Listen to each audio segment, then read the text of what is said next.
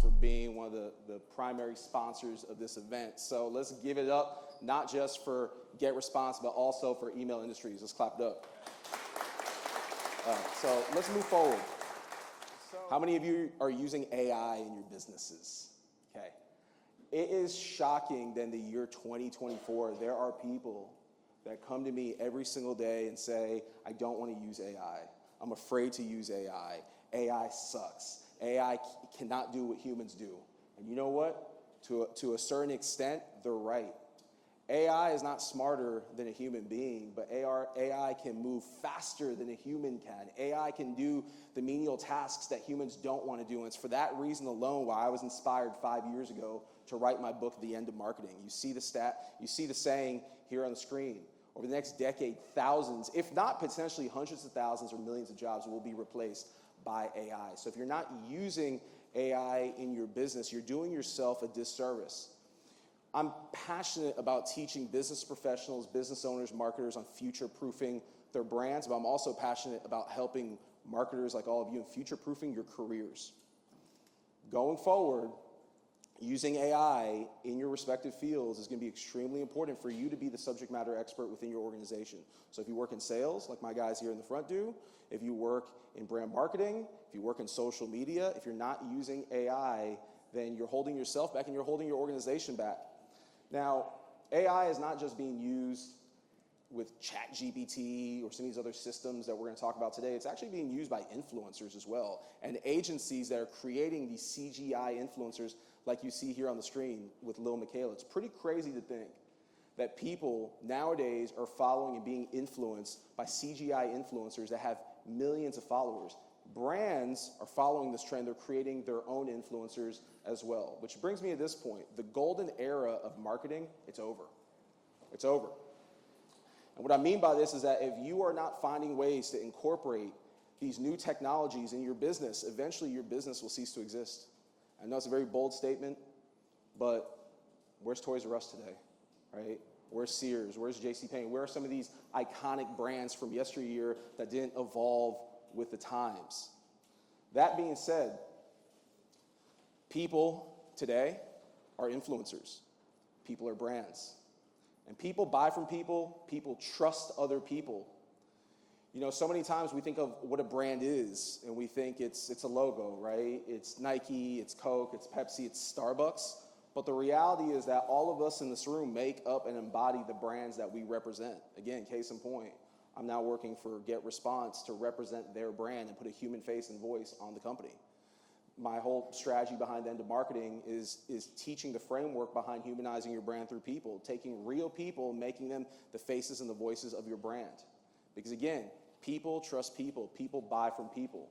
Which brings me to this question.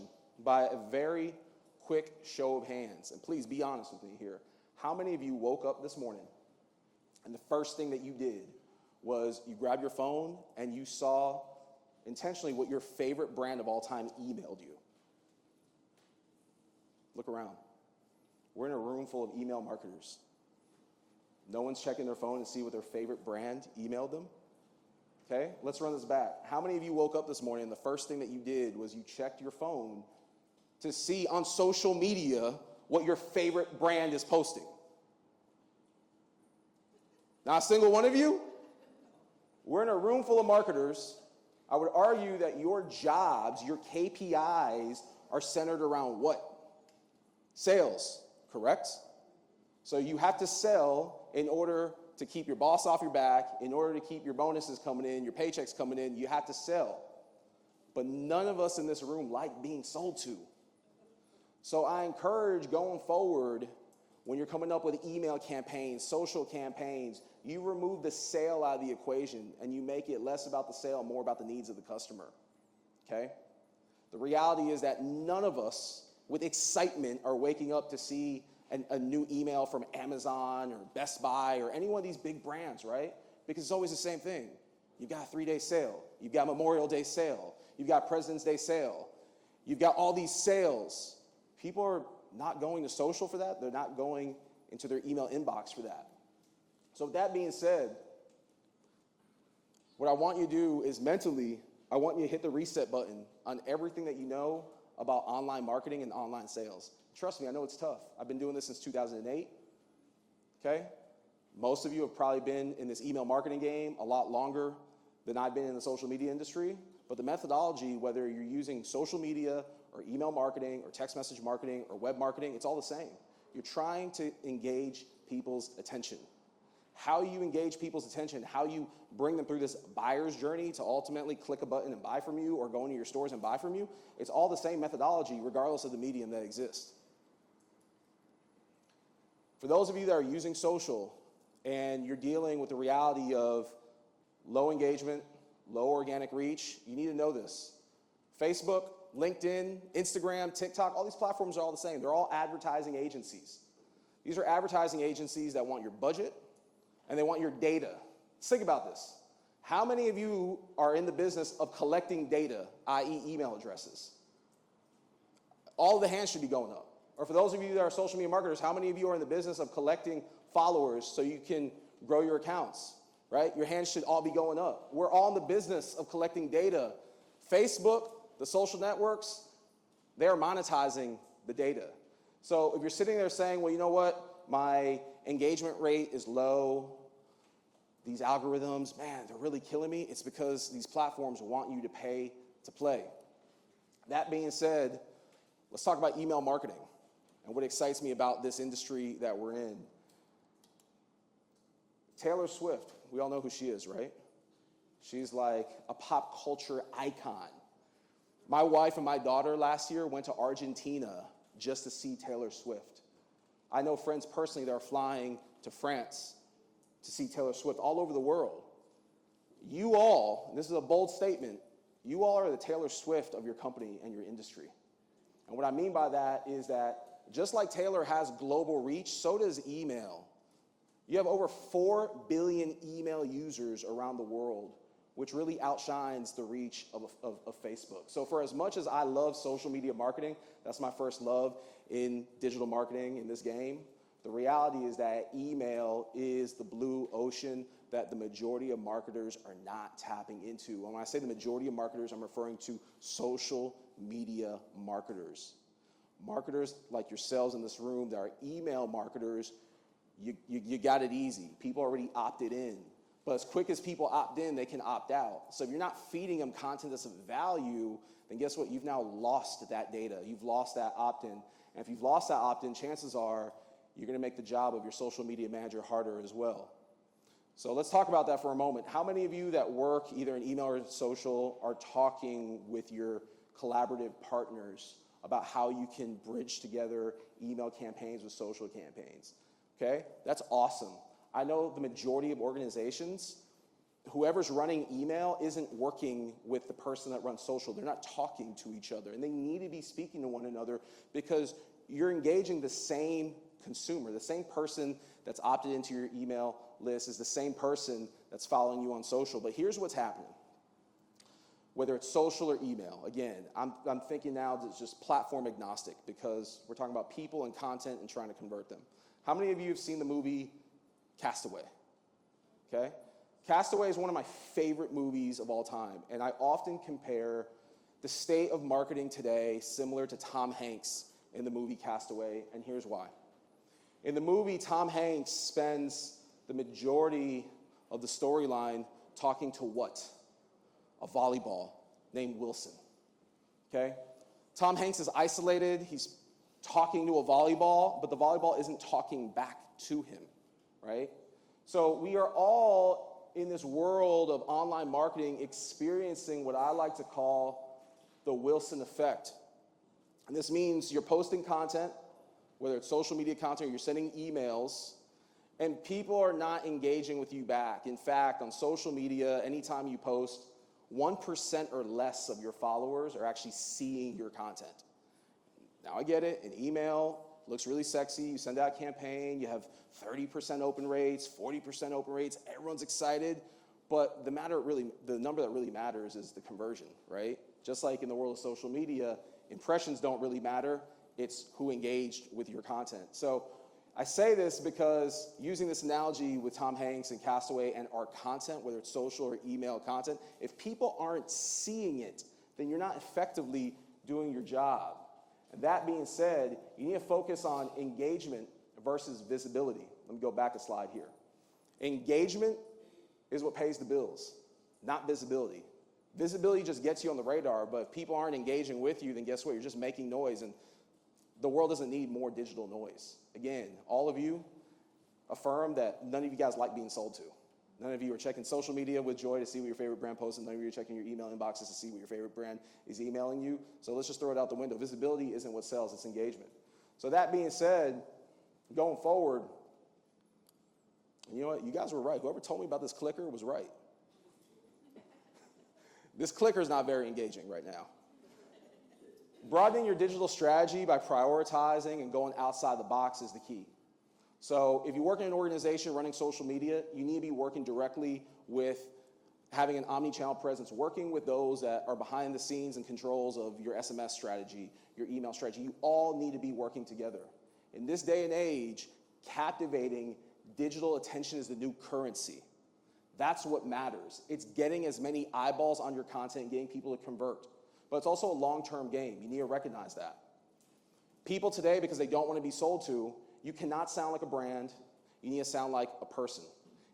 Every time you show up in someone's inbox or in their news feed, it's always the same rhetoric. You sound like you're a corporate machine. People are going to keep swiping. They're going to ignore you. If you sound like a person, you have personality, okay, you're human, that's going to encourage someone to want to not just want to follow you, but also engage with you.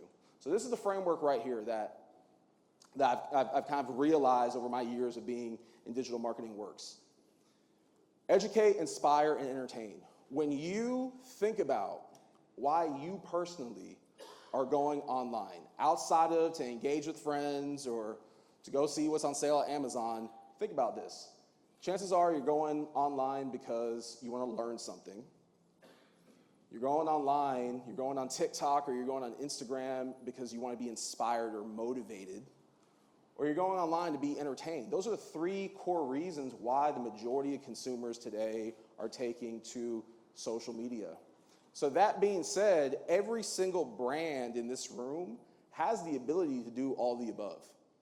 If you can't educate your audience on how to use your products better, then you're in trouble. We should all, if you're in email marketing, if you're an email service provider, you should be teaching your audience, not necessarily about your tool, because again, people don't want to be sold to, they want to be engaged, but teach your audience how they can use your tool better to be more effective in their jobs, how to make more money, okay?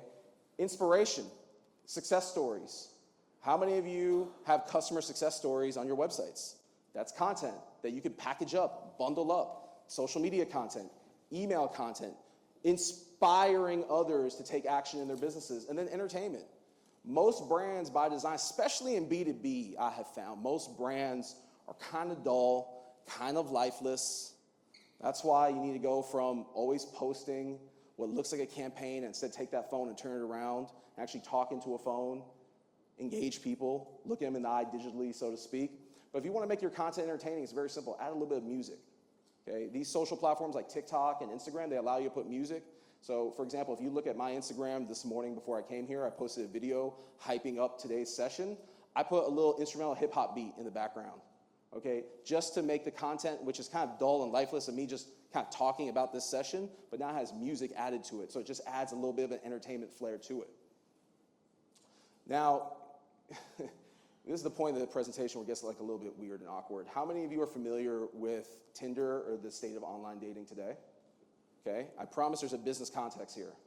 So, Tinder, yeah, I see some hands creeping up a little bit, some crocodile hands. All right, look. Social media and digital content today is similar to Tinder. What I mean by this is that we live in this Tinder generation where our brains are being conditioned to react in real time to what looks good. So the way online dating sites work is it's very similar to social media. You're scrolling, you're swiping. If someone looks appealing, you swipe a certain way. If they don't look appealing, you swipe another way and you keep moving, okay? Instagram works the same way. You swipe up and down, something looks cool, has a lot of engagement, you double tap a heart. If it has a lot of comments, you look at the comments, you read through, you comment, you keep moving. So I say this because consumers are conditioned that within a split second, if content doesn't appeal to them, they're going to continue to swipe. Your email campaigns, I would challenge you, you need to put it through the Tinder litmus test, okay? Look at an email campaign, look at all the elements, starting with the subject line, the subheader, all the creative, the way you're speaking to your customers. See, okay, does this pass the test? Is this going to come across as an ad, or is there actual value in here for the end user? Now, how many of you follow Wendy's on social media? Wendy's is one of my absolute favorite brands, and the reason why is because they have mastered the art of being a professional a-hole, aka a troll. And I'll give you an example here of what Wendy's does. So Chick-fil-A tweets out, "Is there anything better than enjoying one of our spicy chicken sandwiches on Friday afternoon?" Wendy's claps back with, "Yes, enjoying one of ours on a Sunday." We all know that Chick-fil-A is closed on Sunday, right? Historically, most marketers aren't going to go after their competition for a number of reasons. For example, when I worked at Winn-Dixie leading social media, I would constantly go to my CMO and say, "Hey, look, if you go on Twitter right now in real time and you type in Publix sucks or I hate Walmart, there are a lot of people in real time sharing their negative experience with a competitor. We should be swooping in and we should be doing exactly what Wendy's is doing to Chick-fil-A."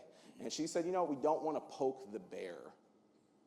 But the reality is this: if your competitors are not paying attention to what's being said about them, social media, my friends, is the wild, wild west.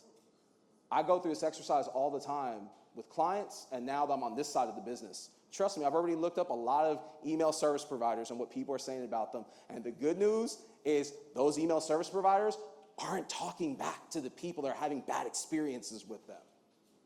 Most brands will say, "Hey, awesome, thank you for shopping with us." But they don't respond to the people that are having bad experiences. And that's the opportunity that exists. That's the opportunity to get subscribers. That's the opportunity to get followers. That's the opportunity to get customers. Look, on my flight here from Jacksonville, Florida, I tweeted out that I'm loyal to American Airlines, and I tagged American Air. And in this tweet, I said, it took me longer to get to Atlanta because I'm loyal to American Airlines than Delta, which would have been a 45-minute flight. And I tagged Delta. Well, guess what? American Airlines responded right away. Delta hasn't responded at all. I had thousands of followers on social media. That could have been a prime opportunity to engage me and at least make me feel heard, at least make me feel valued. That's the opportunity that exists. And I point this out, I've pointed this out for years to marketers. Start thinking of these social platforms less as broadcast channels. Think of them more as search engines to engage customers. So if you want to grow your email followers, run a search on Twitter for people that are talking about XYZ topic. Drive them back to opt into your email newsletter. Drive them back to your social media accounts. Now, there's a difference between cringeworthy and captivating content. So I'm going to share with you some examples of both here. Now, is anyone besides me in this room a pro wrestling fan? Okay, I like to use analogies. If you can't tell, I'm a hip hop head, pro wrestling fan. I am a Swiftie as well. So I like to mix in relatability because, again, I'm here speaking to you about marketing. I could be very technical about this, but instead, if I'm going to talk to you about humanizing brands, and I need to embody that in the talks I do. So I'm a big pro wrestling fan. And over the years being a wrestling fan, I've analyzed the art of the promo. So the art of the hook. So when I look at email marketing campaigns often and analyze the subject lines, here's what I see a lot: cringe-worthy content. Subject lines that start off with "last chance, don't miss out on our amazing deal," "act now or lose out forever," "buy now or regret later." Would any of you really react when you see this? I see some heads nodding, like, it's cringy, right? Like, you already know on the other side of this email, they're going to try to sell me something. Icky. You move away from it. You delete it, right? Like, I know it's still kind of early, but right? Right. Then you see email subject lines like this, like, hey, Carlos, quick question for you. Now, granted, as a marketer, I kind of know all the gimmicks, all the hooks. But the average consumer I've seen over the years, just running businesses of my own in e-commerce and brick and mortar retail, the average consumer doesn't necessarily know these hooks or these gimmicks. So when you put their name in the subject line, they have a higher likelihood. This is actually, shame on me for even putting this. This is actually a bad example because normally what I'll do is I'll put the hey with the name, comma, and then in lowercase, I got something for you, ... Quick question, ... Something special, invite just for you. Let's make your day a little bit brighter. Like, go back, I want to challenge you to do this. Go back when you get back to your offices and look at the last 5 email campaigns that you sent out and ask yourself, is this cringeworthy or captivating? Cringeworthy being turning someone away, captivating meaning you reeled them in. Let's talk about ChatGPT for a moment. How many of you are using ChatGPT in your jobs day to day? Awesome, so am I. It makes life easier, doesn't it? Okay? For those of you that aren't, listen, it makes your life easier. Here are some compelling ways for you to use ChatGPT as your in-house agency, your copy creation expert. It's broken down in 3s here. For one, tailored email subject lines. I highly recommend that going forward, when you sit down to create an email campaign, you type in ChatGPT what you're trying to accomplish. You literally sit down and you provide a creative brief in ChatGPT on, I am trying to engage X customer through a campaign about X. That's the framework of how you create the creative brief. I am trying to engage X customer. So you know your customers and who you're trying to reach. Trying to engage X customer. If you want to provide additional demographic data, everything that ChatGPT needs to know about them, the more info that you feed ChatGPT, the better. The campaign is about X. Create 5 award-winning email subject lines that are non-salesy in nature. ChatGPT is going to spit out your subject lines. Then ask ChatGPT to create an email header or subheader, okay? They're going to write that. Then as you go along, you're going to ask ChatGPT to write for you a concise copy summarizing the email for you to incorporate that into your email. And keep in mind, you need to tell ChatGPT that you don't want your content to come across as salesy. The same goes for social media captions. So use ChatGPT to write compelling captions that enhance engagement, encourage more audience interaction on social media. So what that means is, once again, before you post, ask yourself, would I engage with this? Is this salesy or is this engaging? Is this content intended to reel people in or is it intended to push people away? And you frame your content in a way where you tell ChatGPT exactly what your objective is, who you're trying to reach, and to write content that's short and concise and reels people in or engages them with a hook. Got all that? No, I'm talking kind of fast. Automated response templates. So one of the first things that I did on day 1 of joining GetResponse is I ported over all my subscribers from another company that I'm not going to mention them, but I used to use, now I don't. And I started using ChatGPT to create templates for automated campaigns, right? Easy. Within 5 minutes, I'm able to crank out welcome emails, templates for future campaigns. This is all using ChatGPT. The key, what I will say, is whenever you're using ChatGPT, you need to feed it as much information as you possibly can. This is why it goes back to what I said earlier. Like, there's this misconception that AI is smarter than us, but AI is just, in the ChatGPT sense, is just a language model. That's all it is. So you need to tell it what you want it to do. It's not going to do the work for you per se. You need to tell it what to do. Now, do we have any other hip-hop heads here? Any fans of Drake? Okay, couple. So there's a rapper named Drake. He's been around for a while, and he finds a way to continuously reinvent himself. So in today's volatile state of social media, we all need to channel our inner Drake.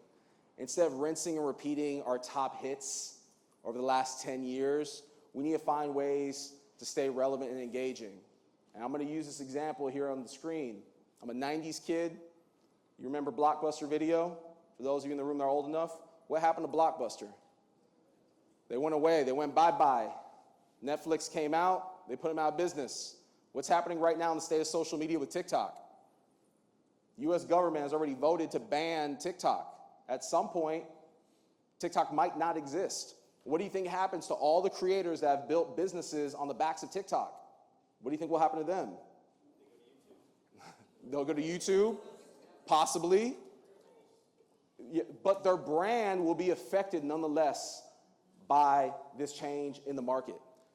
Blockbuster failed to pivot. A lot of content creators are failing to pivot. A lot of marketers are failing to pivot because they feel that, well, my brand is not going to go anywhere. We've been around for decades. Or, YouTube's not going to go away because they're owned by Google. So, I'm safe with a YouTube channel. Guess what? You know how many creators I personally know in the last year that have had their YouTube accounts completely wiped out and banned for reasons that they don't even know, and they can't talk to a single person at YouTube about it?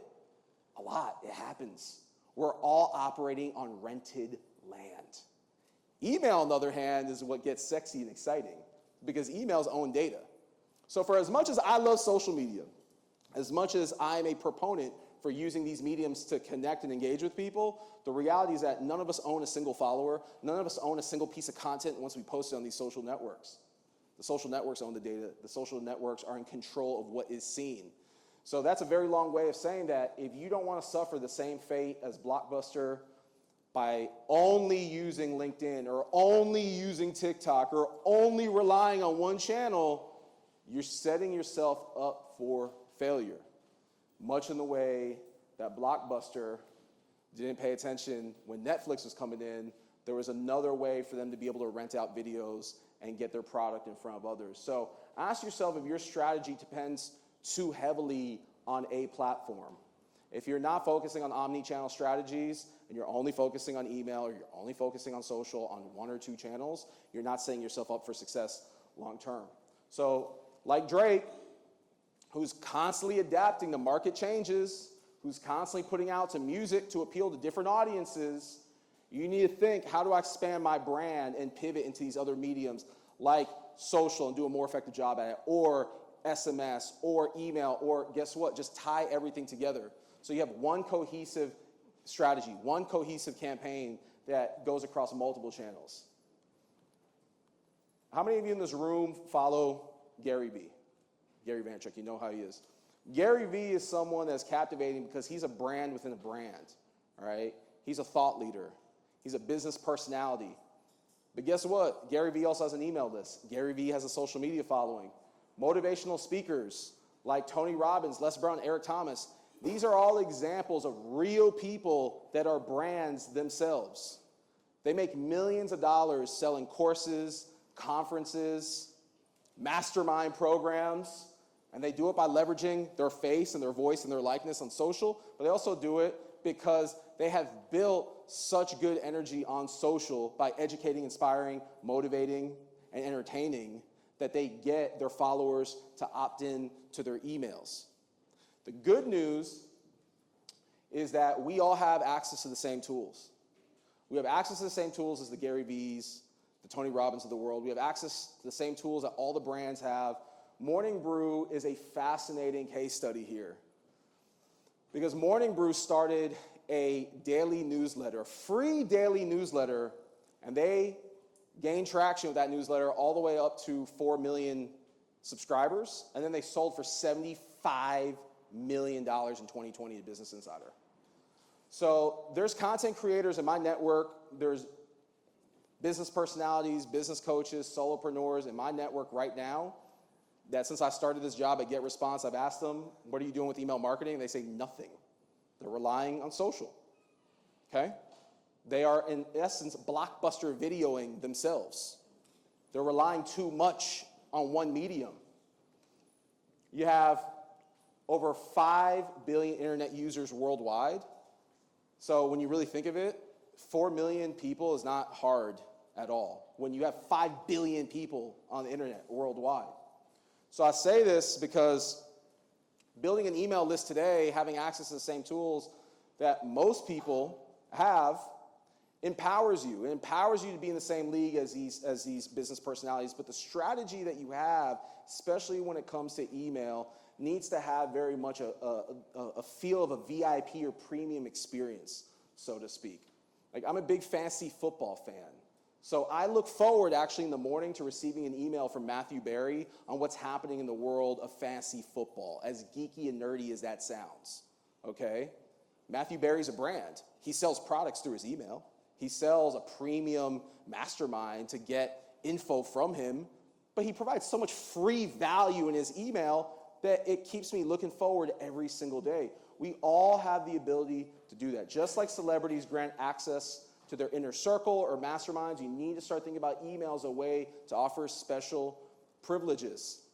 So where's my guy that works at Air France? Where's JP at? Is he here in the room? There he is, okay. So I love travel, right? And I'm gonna just put you on the spot because we've been vibing the last couple days, so I hope you don't mind. So think of, for your brand, using an email insider exclusive club that people can opt into to get not just deals, but insights on what to do in, name the city that Air France flies to, right? Any city that you go to, like, create an insider circle. Again, people today, they want to feel valued. They don't want to feel like you're just selling to them. They don't want to feel like they're just another follower, another subscriber.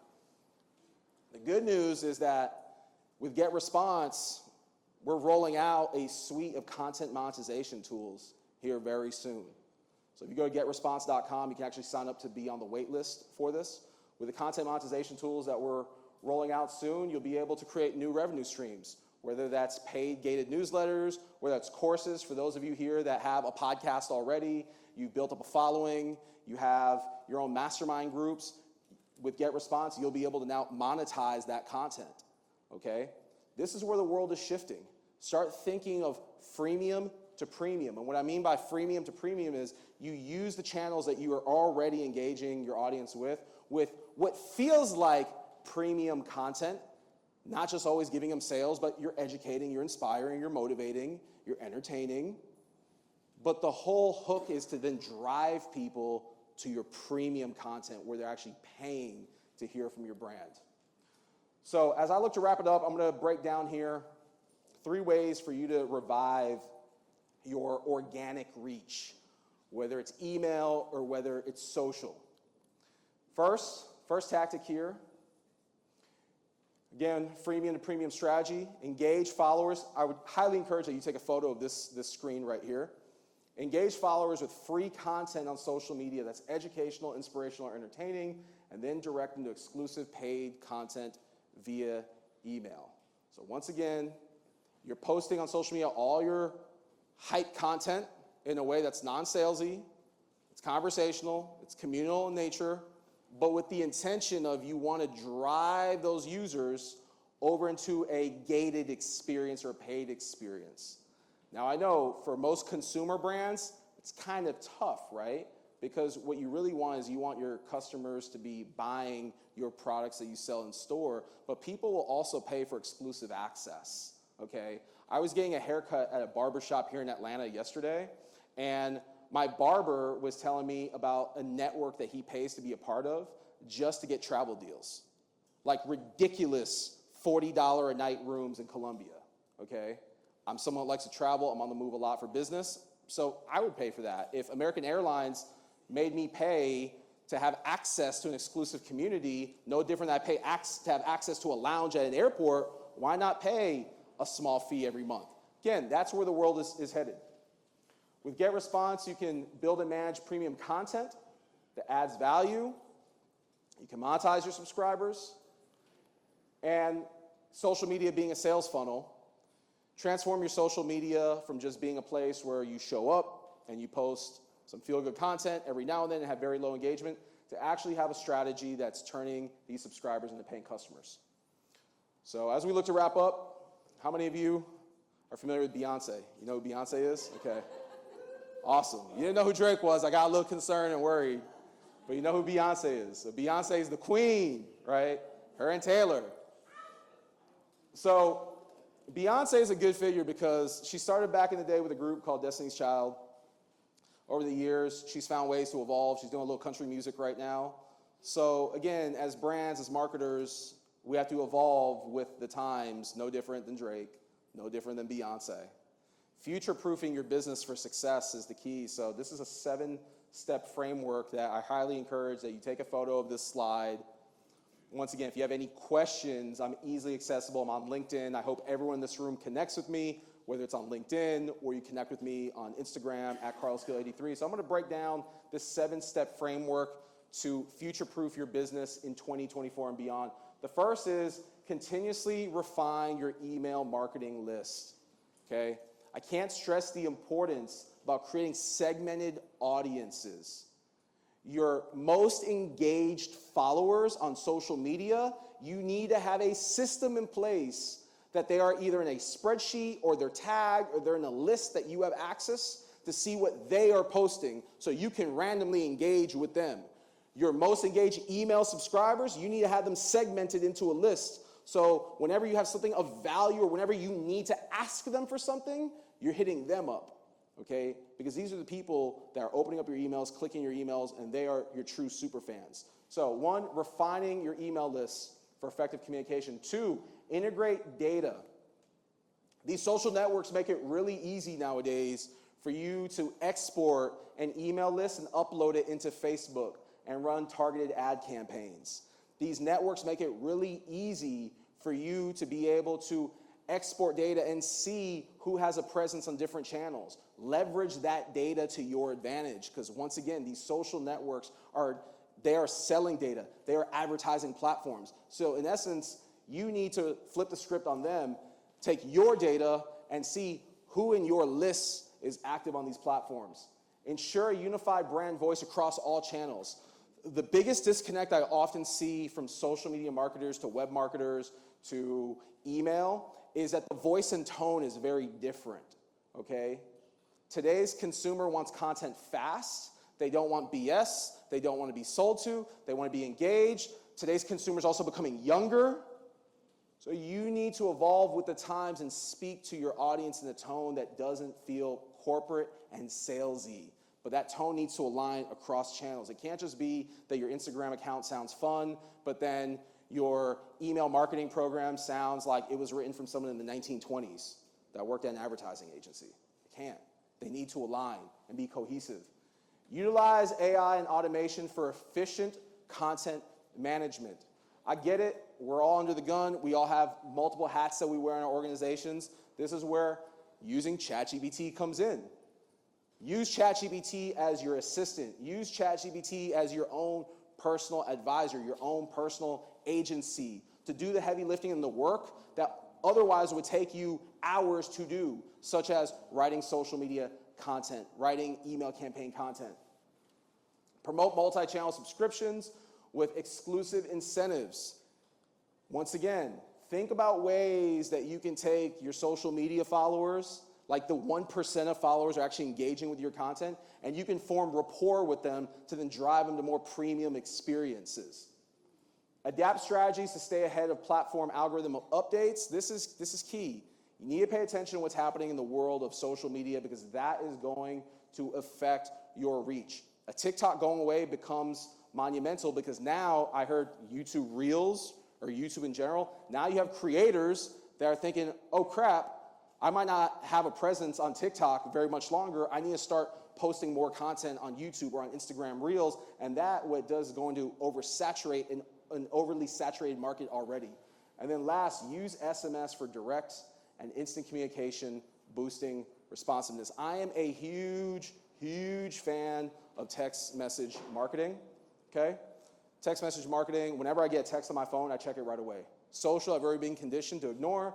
Email, I've been conditioned to ignore. Text, I check it right away. This is a game about collecting data and using that data to your advantage, but this is also a game about building community. I'm gonna leave you guys with this real quick. By the way, how much time do we have? Do we have any time for questions? 2 minutes? Okay.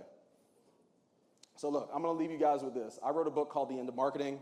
At the time it came out, it was #1 new release on Amazon. I have a mantra that centers around community. We've heard the old saying over the years that content is king. That's actually BS. Without community, content is just noise. You need to build a community. Even if your community right now is 10 people because your social media content's not really good, but every time you post, the same 5 or 10 people are engaging with you, make those people feel valued. You're able to look at your data better than anyone else can. So analyze your email campaigns. Whoever's actually opening, engaging, clicking, converting, treat those people like valued customers. Find ways to expand conversations with them from email over into social. And keep in mind, community is always what's going to win. Keep evolving in this landscape. And that's all I got, guys. So thank you so much for your time.